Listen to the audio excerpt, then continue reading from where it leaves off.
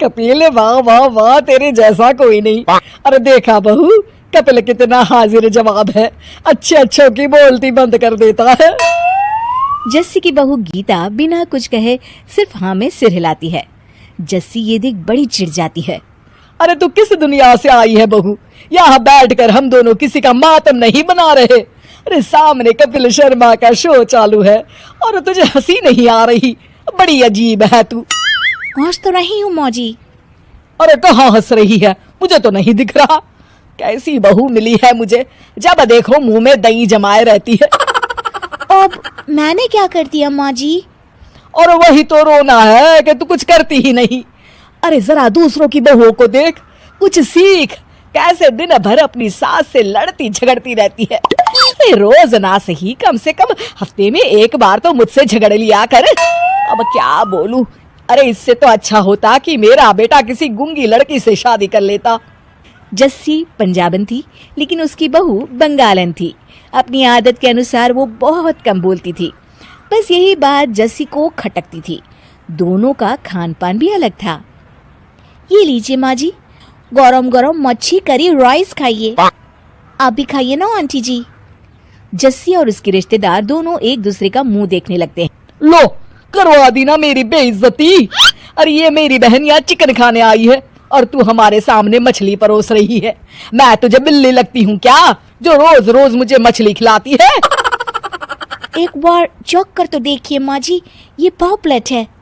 अरे पॉपलेट हो या ऑमलेट, मुझे नहीं खाना। अरे हटा, तंग आ गई हूँ मैं रोज रोज वही खाना खा के। अरे अपनी पसंद के साथ साथ थोड़ा मेरा भी तो ख्याल कर लिया कर। लेकिन नहीं, तुझे तो सिर्फ अपनी जबान के चस्के को पूरे करने हैं। जस्सी फिर से अपने बेटे विशाल को कोसने लगती है। अरे तुझे बोल के क्या फायदा? घर में ये सारी नौटंकी तो मेरे कमकल बेटे की वजह से हो रही है। कहा था बेटा, बंगाली लड़के से शादी मत करियो।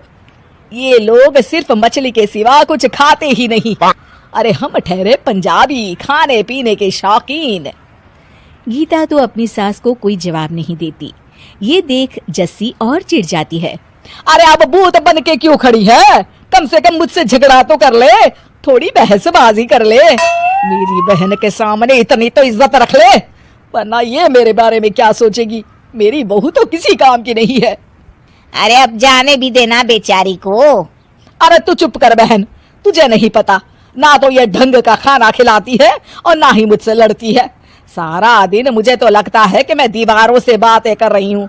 इस तरह जस्सी अपनी बहू से हमेशा नाखुश रहती थी। एक दिन गीता जस्सी को लेकर अपनी किसी रिश्तेदार की शादी में जाती है।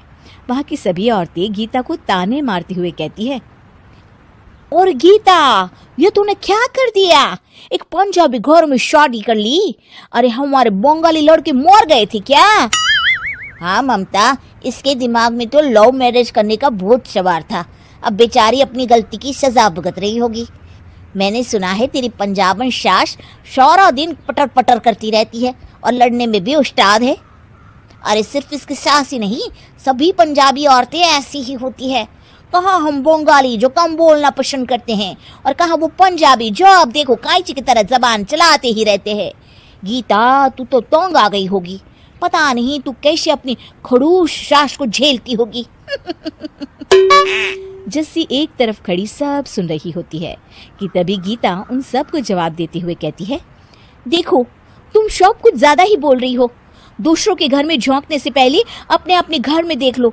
मुझे नहीं पता, क्या तुम दोनों की सास तुम्हें जूती की नोक पर रखती है, नौकरानी की तरह काम करवाती है? अरे ये क्या कह रही है तू? जरा धीरे बोल, कोई सुन लेगा। अच्छा, इसकी तुम्हें चिंता हो रही है, और जब से तुम दोनों मेरी सास की बुराई कर रही हो उसका कुछ नहीं। और मेरी मम्मी जैसी सास पाने के लिए किस्मत लगती है। और मेरी मम्मी जी तो बेचारी कभी मुझसे घर के काम नहीं करवाती, खुद ही सब कर लेती है। तुम्हारी सास की तरफ बीमार रहने का नाटक नहीं करती।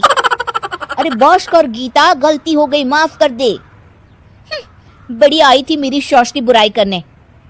सारा नजारा देख जस्सी समझ जाती है कि शादी लव हो या अरेंज, बस बहू अच्छी होनी चाहिए।